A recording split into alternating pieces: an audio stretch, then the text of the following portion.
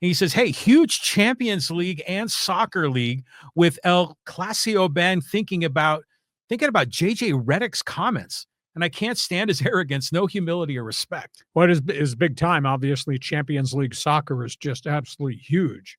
As they're into the semifinals now of the, quote, Champions League, and into the final weeks also of the English Premier League, and we got relegation and we got promotion coming too. So, yeah, big time in soccer. You know, Redick's got strong opinions and philosophies about how I'm going to run the Lakers, and Rob Pelinka allows him to do what he wants. It's odd. The players, unless it's just rhetoric, players have been very supportive of Redick and his approach. But they made a comment the day after the closing press conference. There was a second gathering with the media in L.A., and Rob Pelinka said the one thing we're going to do in the offseason, aside from fix the roster, and they got to go get a rim protector, somebody playing the paint. I told you so. The one thing he said we got to do is we need championship. What's the word I'm looking for? Health, conditioning. Oh. Mandating it, we will have championship conditioning on this team, which leads me to believe that everything I said in Dallas about Luka Doncic is true. Yeah, it's a shot across the bow there. Oh, yeah, exactly. In terms of diet, training, conditioning, why are you smoking, etc. So he smokes? Yes. How in the hell can you play in the NBA and smoke? That's what I asked too. So anyhow, that's things. But Redick, whatever he sales pitched those players during the course of the year, I mean, they did win 50 games, and that was with, a hole in the paint and a mess of injuries. So the players have supported Redick, but Pelinka said, we are going to have championship conditioning. I guarantee you before they get to camp, they're going to be in condition. So, I think Redick has turned out better than I thought. Because remember when he was being considered for the job, we're like, oh, no way. He's just a podcaster. He's a podcaster. Yeah. He's a pretty boy. Yeah, sure. He's an ex-player, but you never really thought him as a leader. But I've been impressed with him. Yep. So, and yeah, you ever seen the pictures of Luka when he was younger? I mean, he was so much thinner, so much lighter. And yeah, soccer, by the way, San Diego FC won again last night or Saturday night, excuse me. Yeah, so blew out Dallas. Yeah. I mean, just a stunner. Yeah. Chucky Lozano had 2 goals, 2 assists. Played really well. They jumped on them early, and Dallas didn't even look like they wanted to play there. Yeah, it was. So I love having a local MLS team. I think it's just really great for San Diego. Okay, let's move on down the list here, and let's go here to we'll go to Mike. He goes, that NHL Game 7 Saturday and Sunday were the best. Hope all is well. Yeah, it was really great hockey, and it's such a grind. And Game 7 are so emotional. I mean, I had a knot in the pit of my stomach for Winnipeg because I thought this is going to end really badly. And here you are with 56 wins. They saved the franchise. You saw what Portage and Main, the main streets in Winnipeg were like with they said they had in excess of 12,000 fans outside watching the big screen in addition to the sellout in the arena. I thought, oh, they're going to lose. And then bingo, they came back and got 2 within 2, and then went off into the second overtime, and it wasn't even a good shot on goal. It hit a stick off the side of the net and ricocheted past Bennington. Bennington had no chance to respond to the ricochet. So these Game 7s are just super. And on we go to the second round, and Edmonton is alive, but does Edmonton have any gas left? And Edmonton's got this goaltending situation, and I don't know about Winnipeg. I mean, they are really beat up. I mean, losing Morrissey on top of having lost Sheffley, that's not a complete hockey team right now. And they got to turn around. They got to come back and play tomorrow night. So that's big time challenge. Game 7's just awesome. Aren't they just so great? And especially NBA and the NHL. Well, the other one was Florida, Tampa, right? Yep. And I remember I watched part of that. That was a good game too. Yeah, Florida though really manhandled those guys. But that Kings game, I mean, excuse me, the Jets game, how they scored there at the end. Oh, the Kings. The other Game 7 was the Kings Oilers. Okay, but that was that Saturday or that was earlier, wasn't it? Was that Friday? Yeah, I think it might have been Friday or something. So there was a lot going on, but it was, it's great must-see TV. Oh, and on we go to the second round. Game on. Next one. Okay, let's go to Halos in the infield. Fire Ron Washington. Does that solve the problem? I think the bigger problem is the roster and the makeup of the roster and the failure of the farm system. They just don't have enough players to compete. And they, granted, they did lose 99 games, but they were in a lot of games last year with half a roster. I think they got less than half a roster right now. Kikuchi's had 3 bad starts in a row. Kyle Hendricks, the ex-Cub, had shown up and had good starts early and then just got raked. But then he comes back and throws 7 1/3 innings, gives up 1 run, and beats Detroit on Saturday. I said, wow. So they just don't have enough players. Your team batting average is 210. What does that tell you? It was really interesting. There was a big interview with the general manager, Perry Manassian, and he just says quotes were just really, really weird about, we just have to work our way through this, bide your time. Well, you can't work your way through it because you lost 99 last year. You dragged all these one-year rentals in. I don't see anybody playing really well here. And Christ, you're a month into the season. I think it's not Ron Washington's fault. I think it's an organizational fault. Well, I remember the one big plus to Ron Washington is that he was a teacher. Yeah. And he would literally, get down there and work on ground balls with a third baseman. And, that he was doing a lot of that, when he was with the Braves. And people praised him for that. And generally speaking, the Angels have a lot of young guys. You'd think it'd be a perfect match. But yet there's so many players that are hitting like 211 or 187. Yep. So how does the great teacher get such terrible results? Because the general manager hasn't done a good job of the draft. It's not a good situation. They got more young players coming. I mean, I think that the next pitcher coming is Caden Dana.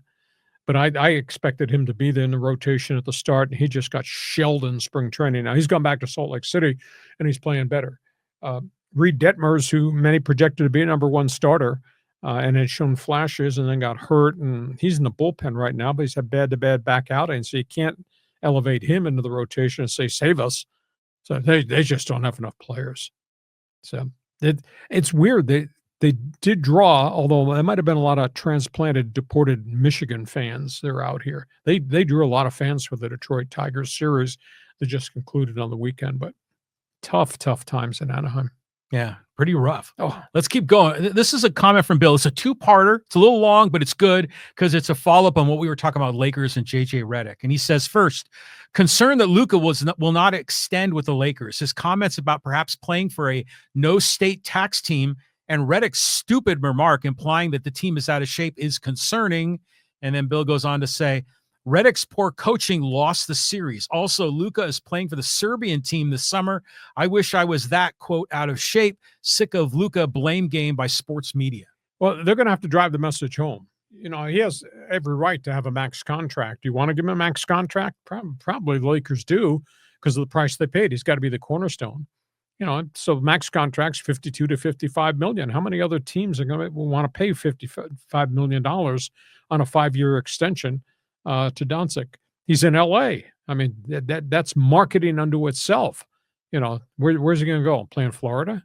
I don't know if he were ever to leave after this coming season. But there's another year, and they're going to offer him the max to stay. But he's got to be a different player. He's got to get in better shape. He does not play a hell of a lot of defense either. Well, I know I have different standards for Luka than I have for LeBron.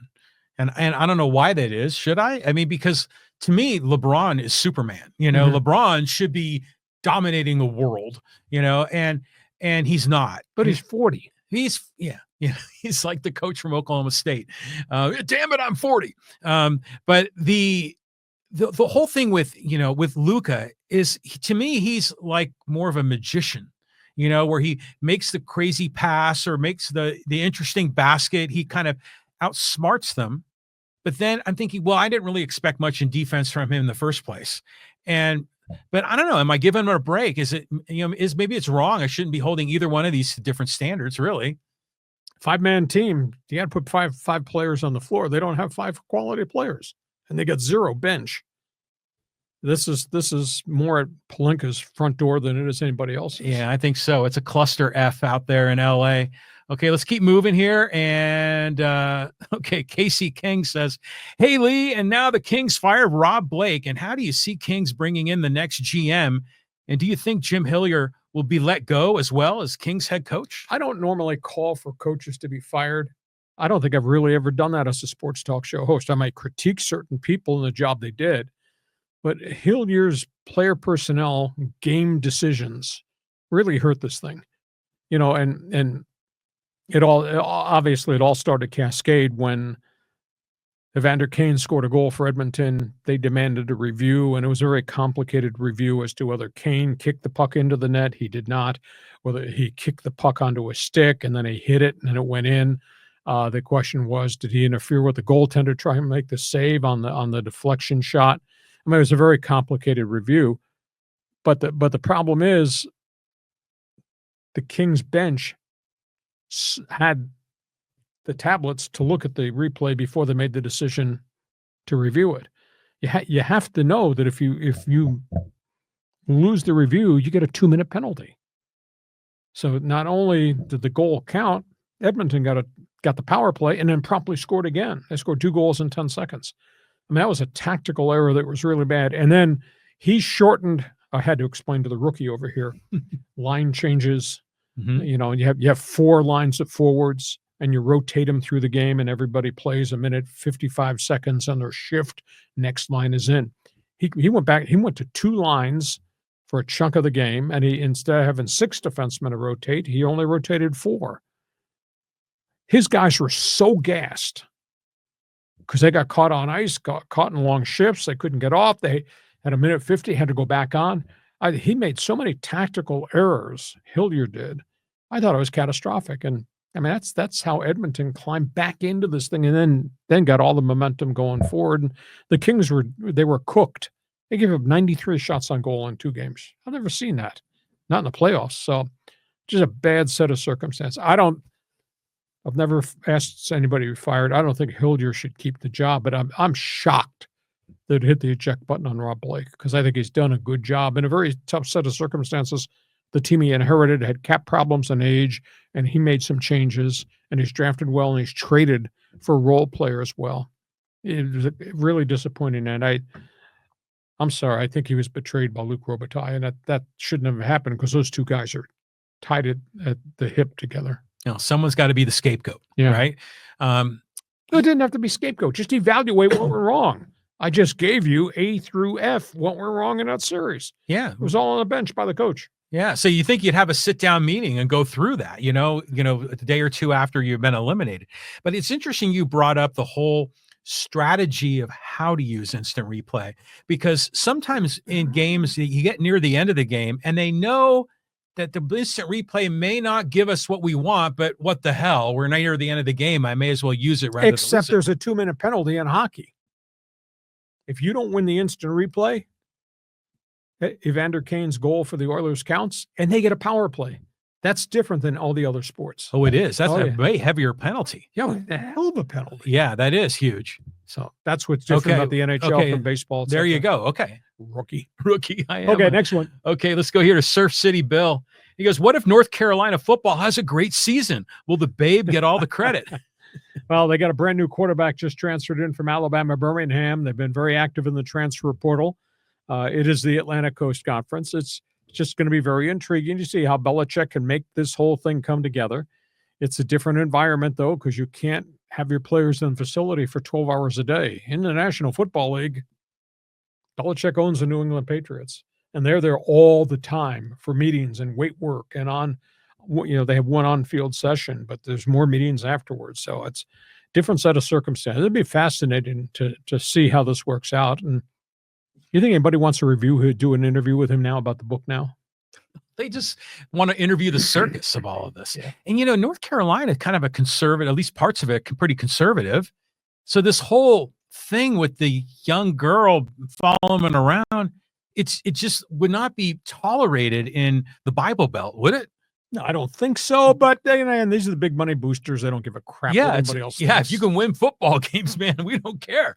Yeah, I had retired college friends in Virginia say, wait till North Carolina gets to understand who the hell they hired and how he acts and treats people. And I said, this might not work out very well. Yeah, well, the NFL is definitely a lot different. Yeah. Mm-hmm. Okay. Well, I made the comment last week, and I made it on Saturday morning on KUSI. This is a guy, Belichick, who controlled the narrative in New England. all the time. All the time. He can't control this. And now they want him to make personal appearances and do national interviews to sell his book. I guarantee you, he can't control the questions that are going to be asked. Every question going forward is going to be about him, New England, Cleveland, Bill and the Babe. Oh, just well, he not only can he not control the narrative, he let it get out of control by all these stupid decisions he's making, including the sweatshirt that he wore. The sweatshirt, the girl, going back to college. I mean, he should have just retired and been done in the NFL, right? Stayed in the media. I mean, what I saw last year of him interacting with different people on podcasts and special shows, it was kind of cool. He kind of loosened up. He looked really different, that he was out from behind the fortress walls of the monster he created with the New England Patriots. But geez, now he reverts back to this curmudgeon, as you would say. Well, he was even in like some TV commercial, and they were playing that old Big Boss Man song, you know, and yeah. So I was thinking, yeah, it just makes sense for him to, go out to sunset that way. You mentioned a TV commercial. I think you're making reference to a Dunkin' Donuts commercial during the Super Bowl. It might have been. She was in that commercial. She was. Yes. You have to go back and look at it. She was in that commercial. It just goes, I guess that shouldn't surprise me. This goes on and on and on. Okay, next question. Okay, we'll go here to Fans Forum. Richard, he goes, is it a blessing that LA and San Diego won't play until June? Both teams should be healthy then. Both fan bases deserve that both rosters be at full strength. Well, it would have been fun, though, if they'd started the season, beat LA. It just would have been great. But I don't understand the scheduling, because baseball is all about rivalries. Baseball is all about opening day and how important the start of the season is. And they historically always have the Yankees play the Red Sox at the start. Yankees play the Red Sox at the end. Why not the Padres? Why are we playing Colorado and Pittsburgh so many times at the start of the season? Padres Dodgers is really special, or Padres Giants. So can't control it. It's there. We're not going to see these guys till June. But like I said last week, month of May is really important for the Padres. They consider themselves first place. Hell, they're only a half game out. They consider themselves first place. They have to own May, because they play Pittsburgh, Colorado, Miami, and the Angels 14 times in a 17-game span. They have to own the month of May, because when they get to June, they play the Dodgers, the Giants, Arizona 14 times in 17 games. Yeah. Let's get busy. But yeah, they're on a 5-game winning streak, right? They swept the Giants in 2 and the Pirates in 3. So they're going to the Yankee Stadium. So we'll see. That's Aaron Judge. And Aaron Judge and his gang of guys that are all like in-betweener players. But you made a comment about starting the season, and remember last year the Padres were in Korea, right, to start the season. But do you like it like back in the day when the Cincinnati Reds always got the first game? Yeah, I got friends in Cincinnati that don't like the fact that they've been kind of shunted aside, even though historically the Reds played the first game ever in Major League Baseball. That became a tradition. The Reds had opening day to themselves, but TV contracts, et cetera, have changed everything. Yeah, I always thought that was kind of special. Yep. And then I think it got changed because I think ESPN must have gotten MLB net, the MLB package, and then they wanted to do Yankees Red Sox to start the season. Well, everybody does. Yeah, exactly. Okay, we move on. Okay, thanks, Rich. Let's go here to Osiders Talk Chargers. He goes, hey, with all these deep jump ball receivers the Chargers drafted, makes me wonder why we re-sign Mike Williams over Keenan Allen, or is there still a chance we pick him up? No, I don't think so now. I mean, they're deep at wide receiver. They drafted 2 more wide receivers with speed, which is the one thing they really needed. They got Mike Williams at a very affordable price. I mean, this is not the Mike Williams that at one point was going to make $15 million, which is why they let him go. They're not going to pay Keenan Allen. He's not going to make $15 or $16 million any longer. Mike can still be a jump ball guy, but they went out and they've got tight end who's pretty good. This Gadsden kid has got really good credentials. Big wide body kid who can run down the seam. He played at Syracuse. They got Gadsden, and then obviously they drafted 2 kids at wide receiver, and you got McConkey. And it's really interesting. The conversation I've had with NFL people is Quentin Johnston, he might not make it out of training camp. And they've waited 3 years for stardom to arrive and hasn't really quite happen. So Johnston's going to be fighting for a job on the roster because I have no doubt they're going to keep the 2 speed kids that they drafted. Well, that's part of the reason they drafted him is Yeah. to kick Johnston in the butt and, get your act together here. Yeah, drop passes. I mean, he played well the first half of the season, and then he just totally disappeared. And then he dropped balls, and then he wasn't being targeted. He was hardly getting on the field at the end. It's funny, the term jump ball receivers. I mean, I know what he means. I've never thought about that, as a category for wide receivers. Because, there's always the possession receiver. There's always the blazing speed deep down the field receiver. But jump ball receiver is a new category. Yep. Am I missing any other categories? No, slants, hooks, and all that. Mhm. The slot receiver thing has kind of become the in thing. Who's my slot guy? That is Lad McConkey. Oh. You could not cover him with a blanket last year. So now the thing is, go draft these speed guys outside, Mhm. and these guys are going to go like hell down the field, and McConkey's going to be doing what he's doing. And you can also flare and throw the running back. Marion Williams, the running back out of Carolina, that's a pretty good football player. He caught a lot of balls at UNC in addition to being a heavy-duty back. Now, he is not Ashton Genty. Genty's got an extra burst, and Genty is a dart and dash guy. This guy is truly north-south, and he's going to pound you along the way, but he doesn't have the extra gear that Genty has. But I think that the draft pick of Hampton that was a good pick. Yeah, I'm very curious to see how this all plays out Yep. because I didn't know much about Hampton. I'm going to learn a lot more. Well, he was the second best running back in the country, and he proved it. He was heavy duty. You average 5.7 yards every time you touch the ball over 2.5 years in the ACC. That's pretty good. Hell yeah. I mean, you can imagine they got that in the NFL. Hey, let's go here to Darth Schickster, and he goes, hey, Blake can go to the Isles and fix the mess that Lou couldn't. Oh. He's talking about Rob Blake and the Kings. I don't know if somebody will hire Rob Blake. I think Rob Blake did a good job in a tough set of circumstances. I'm just kind of disappointed because this sure sounds like it's a Robitaille decision. This is not an Anschutz decision. Philip Anschutz does not put his hands or fingerprints on anything. He's the owner about LA Kings hockey. I feel bad that Blakey got treated that way. And they still got so much cap space and the ability to go get more players. Why would you not give him another year? Even if Blake had confidence with Hillier, then give him another year together and see if they can get over this emotional hurdle. But just to put it at Blake's front door, that makes no sense to me at all. Because that was a pretty damn good team. You had praised Blake Snell. I remember early on. Rob Blake. Blake Snell, Rob Blake. I'm sorry. Rookie. Rookie, definitely. I'm a rookie on this. You had praised Rob Blake when we first got together and started this podcast. So to me, from my position, it is interesting that he was let go. But I'm curious a little bit about the other part of the equation, the Isles. I assume he's referring to the Islanders. Yes. So who fired Lou Lamoriello, longtime old school general manager who got axed because they missed the playoffs too. So I think you told me that the Islanders actually play out on Long Island. Yes. Okay, which is kind of cool. Nassau Coliseum. But are they like the Angels to the Dodgers, the way that the Islanders are to the Rangers? Exactly. But it is at least Long Island. I know, having grown up there and gotten deported from there. Mm-hmm. Long Island is an entity unto itself, and that is the only team. I mean, I think Long Island's baseball team is the New York Mets. Long Island's NFL team is the New York Jets, who are based on the island. Some of these others are based in the city or based in New Jersey. So, but Islanders, they've had great runs. Michel Bossy, Denny Potvin, they had a great era too.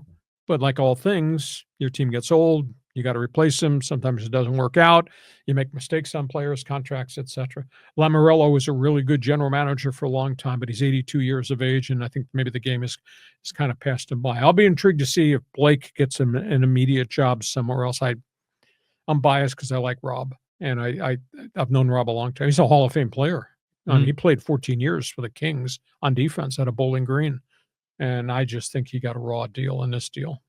I would have gone one more year with those guys. Yeah, bummer, man. But you got to, getting knocked out by the Oilers 4 years in a row, they had to do something. Well, but that's Connor David. That's Draisaitl. That's a really good team. It is. And it just, they had to do something. Okay, let's go here. This is an interesting point from Christoph. Justin Tucker getting cut today. Oof. Thoughts? Well, you're talking about Baltimore Ravens kicker. Mm-hmm. Salary cap. He missed 10 field goals last season. And by the way, he's been charged by 16 different women with sexual misconduct. And then they just drafted a field goal kicker who I guess went to the combine and just lit it up. I think his name is Roop, 6th round field goal kicker. I think he was like 16 for 19 or 17 for 19 at the combine. And he's got a big leg. He kicked 6 50-yard field goals last season in college. So Tucker, bad season, a lot of age, and all salary cap issue and the junk off the field with the women. That's probably what did it. If indeed he was going to get cut, there was a theory that they were bringing them both to camp, but maybe they changed their mind. Kickers are always such a odd duck in the whole world of football. It's, to me, they're interesting guys. And I remember Tucker had that streak going. He was the best kicker in modern day football, and he had a really rocky road last year. Yeah, but he was like money, for that stretch. But it's interesting, like you think about him and the mess he got in off the field. But then I think about the kicker for the Chiefs, which is this Harrison Barker or Buckner. Yeah, and he's the one that's kind of got involved in all the politics stuff, and that's gotten some people all tweaked out. There's a difference, though, of sexual misconduct with women versus saying something stupid in politics. Big difference. Well, big difference. But then think of the other personalities. Remember what was the kid that was for the Raiders for so long? That Sebastian Janikowski. He put like date rape drug into someone's drink. He got involved in something like that. I don't think he ever got suspended though, but that's Raiders, that era, those type of people. Yeah, so it's just, I don't know, kickers are just an odd bird in the NFL, and so it's just fun to talk about them. Okay, yeah, Justin Tucker's had a great career. Just, if it's age and he can no longer kick, I understand that, but the stuff that he got involved with, I'll tell you, if there's 16 women out there that have filed sexual misconduct charges against him, there's probably more. Just ask Deshaun Watson. Well, that's what Neil just said. He goes, "Will Tucker get picked up like Watson?" So, okay, let's move on. We got to go to social media here. I'll get a few of these folks involved. We didn't get any Belichick comments. The Babe. Didn't we? I thought we did already. No. We? No? Okay. Then, here's one right here. I'm getting these mixed up. And this is from Sal. He goes, in North Carolina's defense, no one could have seen this coming. Well, except that people knew that he was dating a 24-year-old. They also knew what his modus operandi was in terms of operating the football program. I mean, we're not talking about a specific guy that fits the characteristics of the modern day coach, and he didn't want to recruit in homes. Recruit wants to be here, have him come to Chapel Hill, I'll talk to him. So they knew what they were getting into, but the boosters didn't care. They were the ones that were writing the check, and this is Bill Belichick and his 6 Super Bowl rings. I thought it was novel. I didn't think it was novel. I thought it was really off the charts that Belichick would ever do this. But the reality was nobody wanted to touch him because the word really got out in the league that he was such a hard rock to deal with. And evidently, when Bob Kraft talked to Arthur Blank, the owner of the Atlanta Falcons, and said, there's all kinds of problems if you're bringing him on board, because Bill did have the interview. Next thing you know, Bill's not in the mix in Atlanta. And then it spread like wildfire. He never got a call from Jerry Jones, and Raiders didn't touch him. And so did he get blackballed, or is it just a byproduct of who he is and how he ran that program, and the word finally got out, I guess? Well, I remember people were saying that his record in New England was under 500 without Tom Brady. Oh, yeah. And his record before that in Cleveland was disastrous. Yeah. And yet everyone praised him as like, the guru on the top of the hill. Guru defensively, and guru in terms of being focused. And this is what we're doing in terms of running our football operation. And everybody on the outside of the fortress is the enemy, including the media. And so he won, and then the quarterback retired, or actually the quarterback left in free agency, and that party wasn't very good. His player personnel people kept getting picked up by other organizations. Dan Cesario is a guy that left. Was a player personnel guy, went to Houston's, kind of built the Houston Texans into a pretty good team. So Bill had a brain drain there, and coaches retired, and just his player personnel acquisitions the last couple of years weren't very good. He didn't believe in free agency, didn't believe in rewarding guys with mega contracts. So you're getting a lower level of street free agents. His way of business changed, maybe the league changed, and he couldn't change with it. But he's going to coach North Carolina. Oh, it's going to be interesting to talk about this all year.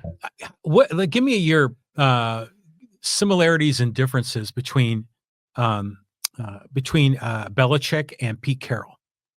Pete Carroll's vibrant. But they're about the same age, aren't they? Yeah. Pete Carroll, 73 also. Mm-hmm. Pete Carroll is vibrant, diverse, spontaneous, creative. Belichick is sullen. Belichick is methodical.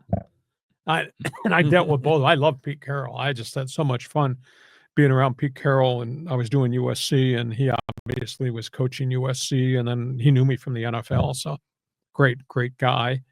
I mean, I could work and be around Pete Carroll every day of the week. The New England Patriot beat guys from the different media publications just said it was just miserable to be around him because it was miserable towards the media all the time. And they're just trying to do their job. And so that's where we are. I don't know, is the phrase "what goes around comes around"? Does that fit this case? Yeah, kind of, but he's getting some action on the side that it just kind of all works out for him, right? It makes the rough going good. Okay, let's go talk about the little Lakers here. And this is with and he says, he's commenting on you, Hacksaw. Quote, "One in the last 9 years since LeBron came?" He would say, "We have won in 7 seasons with LeBron. We missed the playoffs 6 straight times before LeBron came to the Lakers. This is effing crazy to me. And to top it off, people think the Lakers are going to be better without him. Luka can't play defense. Austin Reeves is not your number 2. He's a third option. And who, and I mean who, without being delusional, can make the Lakers play better?" Yeah, I'll give you my pen. We'll sign that memo. I disagree with the co-host here. He's just bagging on LeBron. Like, I think LeBron's a warrior. And Luka is a great offensive talent. There are some negatives that are swirling around Luka that they're going to have to address. This conditioning thing, eating what he wants, drinking what he wants, and smoking, that's got to change. Otherwise, he'll be out of the NBA in 3 years maybe, because this all catches up to you. But there's no doubt that Luka is a phenomenal offensive player. So we'll see. But where are they going to go get players? They've been trying to fix this thing since Pelinka came here, and they haven't fixed this thing. They've moved the parts around. They've drafted. This guy didn't work out. They drafted all these guards. Are any of them still on the roster? No, they're playing somewhere else now. And Dalton Connect, 3-point shooter. Where was he? Now there's rumors out there he and the number 1 pick in 2031 are the only trade parts that they might be willing to get rid of to try to get something different. They got a lot of player personnel problems. Well, okay, let's think of this from a team architecture perspective. How are the Lakers today with their big 3 different than the Showtime Lakers of Pat Riley and Magic and Kareem? Now, I'm not saying we need to debate individual players, Magic versus LeBron, but was there something in the chemistry of what Pat Riley had in the 80s that's different in the chemistry now? Pat was just a monster as a coach. He was so demanding, but he had great talent, and we know Showtime, which was Magic and the bigs, but Showtime was also Michael Cooper. Yeah. And Showtime, that was defense. Showtime was worthy. Yeah. And prior to that era, Showtime was West and Baylor and Wilt, and to a degree, the young Jabbar. That was much deeper roster. This roster's got 2.5 players, and that's about it. And you hope Rui Hachimura has a good night shooting threes. And to quote the host, who the hell's going to defend the paint? I said that the day the trade was made. So, unless you believe Maxi Kleber is really going to be the guy. Jeez. I don't know. And by the way, Luka is like the poster child for the quality of food in America versus Europe, isn't he? McDonald's. Yeah, exactly. That's just nuts to me. Okay, let's keep going here. Let's talk about San Diego State Aztec football. This is from William, and he says, Sean Lewis was a bad hire. He's setting the program in less than 2 years, or he's setting back the program in less than 2 years, and his recruiting is horrid. Well, they've really had to run uphill here because they don't have the resources that somebody else has got that's just stealing players. It's no different, though, here than at Fresno, than at Wyoming, at Colorado State. You're just coaching them up so somebody from the Big 12 or the SEC or the ACC is going to sign them once they go into the transfer portal. It's just not a good situation. Awful lot of turnover the year he came in. I was, item 1, I was very disappointed all the players that bailed on Sean Lewis before they ever got on the practice field. I knew who he was. I looked at all the videos of when he was at Kent State. What he ran was unbelievable. And they had the two greatest years that Kent State has had, dating all the way back to the legendary Don James, Jack Lambert era, which is a long time ago. But at the end of the day, he couldn't hold on to his players, and then they made mistakes on players, and players bailed, and here comes the NIL, and everybody's buying guys. So I'm going to give him another year and just see if they can turn the corner here. But I don't like the turnover. It's like a turnstile. It's like Grand Central Station in the Aztec Athletic Center. I mean, they've had so many players come and go. It's like they go back to square one, have to start in spring football all again. And they got 3 new quarterbacks this year after having 3 new quarterbacks last year. So it's really tough. And I'm sorry. I am so peeved at San Diego State alum Aztec for Life that doesn't support football.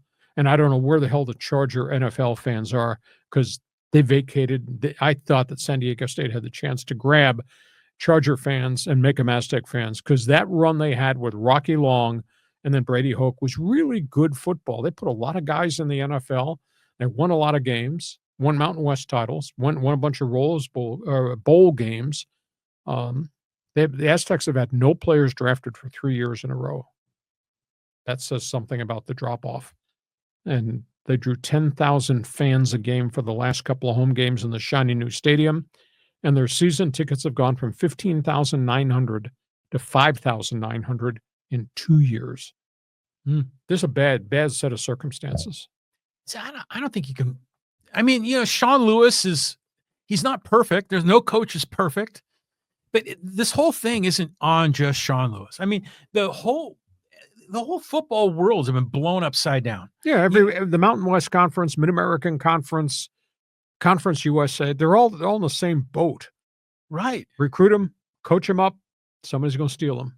Exactly. And so I mean, they gave Steve Fisher, quite a bit of a leash before, the Aztecs even, well, they made it to the tournament, I think a few years in on Fisher, but they didn't really become a thing until about 10 years when Kawhi came to town. You got to give this guy time to build it out, and just got to be patient. I mean, that's the one thing that we've learned also with Brian Dutcher. Just be patient. You got a good leader, stick with him. And Sean Lewis doesn't strike me. I'm on the outside here. He doesn't strike me as a bad leader. He seems like he's a good leader of men. He's got the right moral code. He's wanting to do the right thing, but he's just in a really tough spot. Yeah. We'll see. Are you excited? Opening game of the season, Stony Brook. That's like, I didn't even know they were a Division I program. They weren't until recently. Yeah, that sounds like a Division II or III school. That's their home opener. It's tough enough trying to sell community Mountain West Conference teams. You're opening with Stony Brook, and that's probably one of those games where they're paying money to Stony Brook, 15 cents or whatever. It just because they got to come cross country. It doesn't excite anybody. Did you live near Stony Brook? That's like Long Island, right? That's on Long Island. Yeah. Okay. He's got a tough hill to run up. I'm going to give him another year, and we'll just see where it goes. I hope they didn't make a mistake. Based on everything I saw, it didn't seem they made a mistake. No. What he did at Colorado for half a season with that offense, and then obviously what he did at Kent State the last 2 years at Kent State, they were unbelievable. Well, then think about that. He had a lineman 2 years ago that went in the first round of the NFL draft, right? That Josh Simmons kid. No, he wasn't here. That was under Brady Hoke. Oh, it was? Yes. Oh, okay, excuse me. Yeah. But he coached Shador, and he coached Travis Hunter at Colorado. But then Coach Prime demoted him, didn't he? Yes, yanked him out at midseason. Coach Prime. Okay, I'm not willing to give up on him yet, but Mr. Lewis, we'll see what happens. Okay, all right, let's go here. I made the mistake about Rob Blake and Blake Snell. Let's talk Blake Snell with James. And he goes, Snell is by far the biggest fraud and crybaby in Major League Baseball history. No, my co-host thinks a lot of Blake Snell. I just asked the question. He has had all these first half of the season failures. Has anybody ever investigated what his offseason training regimen is? I mean, they're on the hook for $182 million to Blake Snell, and now he's got a shoulder problem, and he's another bad first half, like a bad first half in San Francisco. And prior to that, all those bad first halves with the Padres, and before that, bad first halves in Tampa. Is anybody investigating what his regimen is offseason and training? Why are you accepting that regimen knowing this track record? So it's tough. He's not throwing, still not throwing. He had the plasma injection in the shoulder. That kind of smacks to me that that's an impingement, and that takes a long time to come back from. So You know, he's quirky. I enjoyed being around him and talking to him. He's different. That's okay. He was obviously second half of the season. He just freaking owned it. And he's owned it a lot of second halves of every season. But what about the first half? He's getting paid all this money for half a season. Jeez. Bad. Yeah, I mean, a fraud and a crybaby, that's Mm. harsh. I mean, that really is. First of all, not a crybaby. You never see him whining and complaining. I never have seen that. Now, is he a fraud? You know, because he's a guy, like I said, LeBron was like an A-. He should be ruling the world. Blake Snell should be dominating major league pitching, but he's never quite there, you know. Not for a full year. No, but he has 2 Cy Youngs, and you know it's in there. But then makes you wonder, is like when Tampa traded him to the Padres, they knew that he was going to do 100 pitches and he barely make it 5 innings. They kind of knew that, you know, and so why hasn't Blake fixed that? Because I think the only game he's pitched into the 9th inning is when he's gotten a no-hitter. Yeah. I concur with you. And that's got to come from him. My training regimen's not correct. Yeah. So, yeah. But I like him as a person. That's a question I pose. We'll see. We'll see how long he's out, but he's not ready to throw the ball for the Dodgers. That's for certain. Okay, let's talk here a little Browns football. And this is from Versa. He says, hey, they can probably flip one of the quarterbacks for multiple picks next year. Good move by the Browns. Yeah, but I don't. Flacco has no trade value. Flacco's a street free agent. Kenny Pickett did not do well in Pittsburgh nor Philadelphia. I don't think he's got very much market value. Nobody's going to touch the toxic waste dump that is Deshaun Watson. So who are you going to trade? Dylan Gabriel? He's a little bit, to me, he's a little bit undersized. I think Dylan Gabriel will be great in Canada. Shedeur is telling everybody in Cleveland, do not treat me like a 5th round pick. I deserve to be the starter. I'm going to compete for the number 1 job. We'll just see. You know, but we had last week on the podcast, I canvassed a number of different NFL scouts, and they live in the video room, and they said that, yeah, he put up great stats, and they ran a junk offense at Colorado, and the wide receivers were the ones that made Shedeur the star, not the other way around. So, and a whole bunch of the CU wide receivers got drafted too. So it'll be interesting. He's going to have the opportunity. Let's just see what he does. I don't have any axe to grind with Shedeur Sanders. I don't like the entitlement. I don't like the way he acts. John got all upset when I said, John, just make sure you tell Shedeur, send back the Rolexes.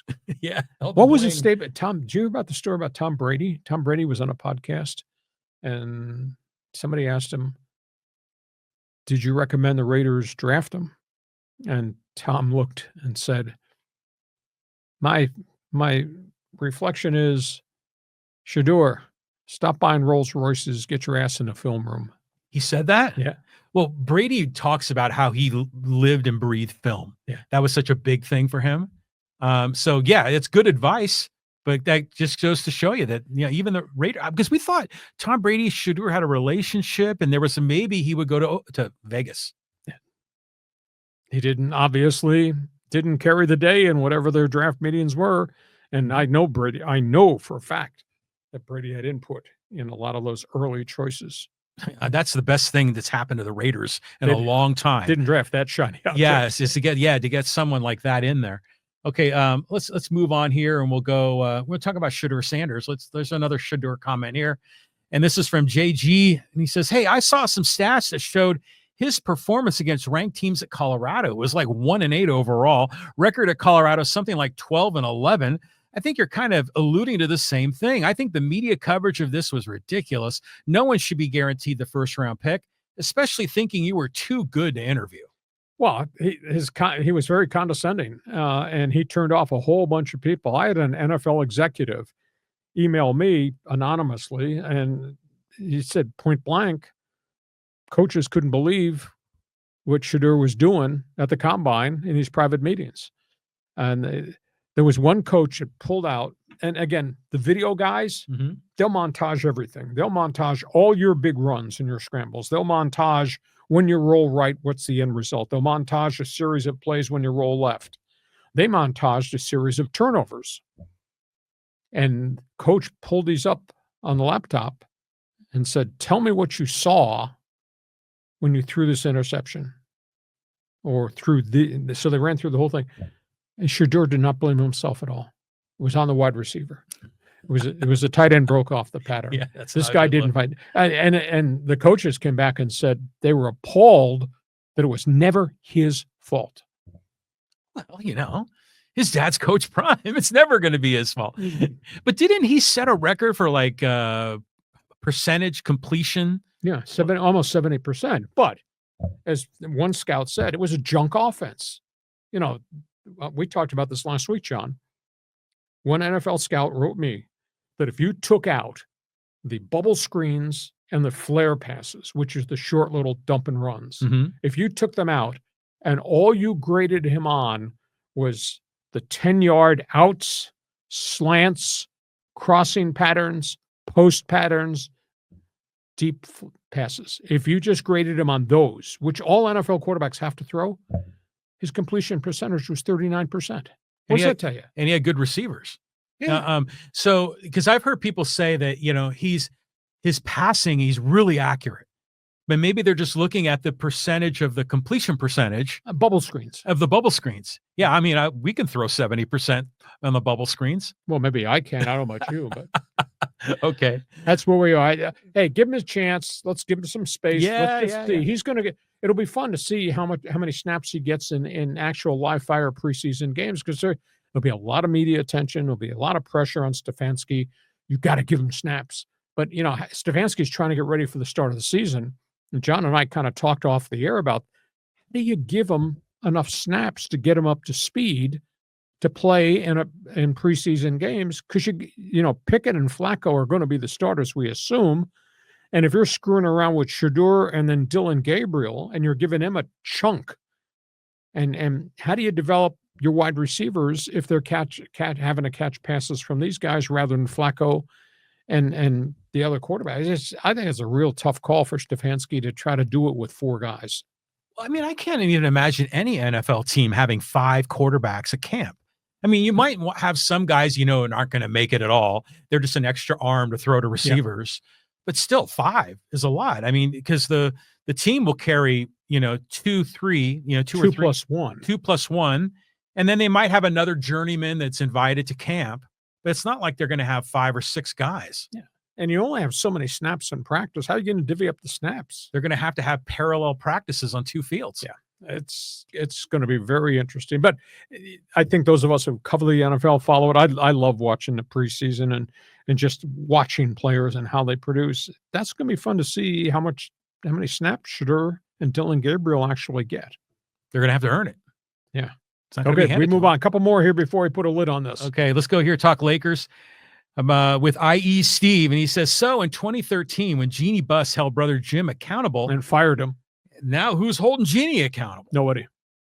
None at all. And again, Jeannie's non-basketball. Jeannie's the daughter of the owner. Inherited it when Jerry passed. At the end of the day, this comes down to player personnel decisions. This comes down to any one of the general managers they've had in that office. And this comes down to, where they are going forward with coaches. I mean, they've fired 3 coaches. Pelinka's now got JJ, and JJ is going to be the guy. But how is he going to get more players in there when he's got virtually no cap space and not a lot of assets to use as trades? Now, if they can go get a role player, if they can get Clint Capella from Atlanta, who's a shot blocker and a rim guy, and that's all he does. He's a neophyte on offense. If they can do that, then maybe that helps them. But if I'm Jackson Brown, hell, I'm not coming back to the Lakers. The guy embarrassed me and sat me out a whole game while they're getting their doors blown off in the final game of the playoffs. So they're going to have to find role players they can afford and get to come here who want to be part of something that might be good. Can they find the right guys? Can they find young guys they can develop? Maybe they can find a few bigs, but I just don't know. It's hard. There's no star coming in through the door because they don't have cap space to do that. It's interesting. I'm thinking about Jeannie Buss, and first I'm starting to wonder, what was the Buss family history of how they acquired the Lakers? But I remember seeing bits and pieces of that when you talk about Magic's early years, because I think he was kind of hanging out with Jerry Buss because they were buds, but Jerry Buss was a young man then. So how did the Buss family get involved with the Lakers? I think Jerry somehow got involved maybe after they moved from Minnesota. I think Jerry was into real estate, very successful businessman. And I think that's That's one of the things that was going on as he got in there. Of course, there was no salary cap at that point, and it was L.A., and they had such a history. I mean, the Lakers had Mike and a great history early on, and then here came West, and here came Baylor, and there weren't that many teams, and they had great people making the assessments on player personnel, and success begets success without a salary cap. And Jerry was not afraid to write the check and pay. He paid all those players very, very well. And they just kept hitting. Then they started making trades. A lot of people don't know this. They got Magic Johnson because of the stupidity of the owner in Cleveland. I was in Cleveland when that was happening. Ted Stepien and Bill Musselman, Eric's father, they were the decision makers with the Cavs. They traded a number 1 pick for a forward. I think his name was Donnie Ford, and a couple of other people. Oh, no. And the number 1 pick became Magic. But that was the ownership in Cleveland. Cleveland was trading all their number 1s. And that's why the rule got put into effect. It's called the Ted Stepien rule. The league barred teams from trading consecutive number 1 picks because Stepien and Musselman did this and wrecked the Cleveland franchise. And therefore, that's where the number 1 draft pick rule has come into place. I didn't know that. It's called the Stepien rule. You hang with me, you might learn I never heard of the something. Stepien rule. That's interesting to me. But didn't Larry Bird going to the Celtics, there was some kind of another weird history with that too, wasn't there? Yeah, and I'm trying to recall what that was. I think Boston had made a trade, and the number 1 pick was a year down road, and nobody at that point knew that Larry Bird coming out of Indiana State was going to be Larry Bird, a Hall of Famer. But that's how that happened. If that was a trade for somebody's number 1 pick a year or 2 years down the road. But then there was also circumstances, I think, how they got McHale. And I know Robert Parrish was traded by the Warriors, and the Warriors got the number 1 pick like a year or 2 later, and they got Joe Barry Carroll. It was just awful. So, it's sometimes these great players just sort of land in the lap of these teams. Or it's great planning. Okay. With stupidity at the other end of the phone. Yeah, there you go. There you go. Okay. All right. Hey, listen, we have had a great day. I hope you've enjoyed this. We've gone a lot of different directions. We do sports talk the way we think it should be done. We put hot topics on the table. Then we invite you to jump on board into Fans Forum. You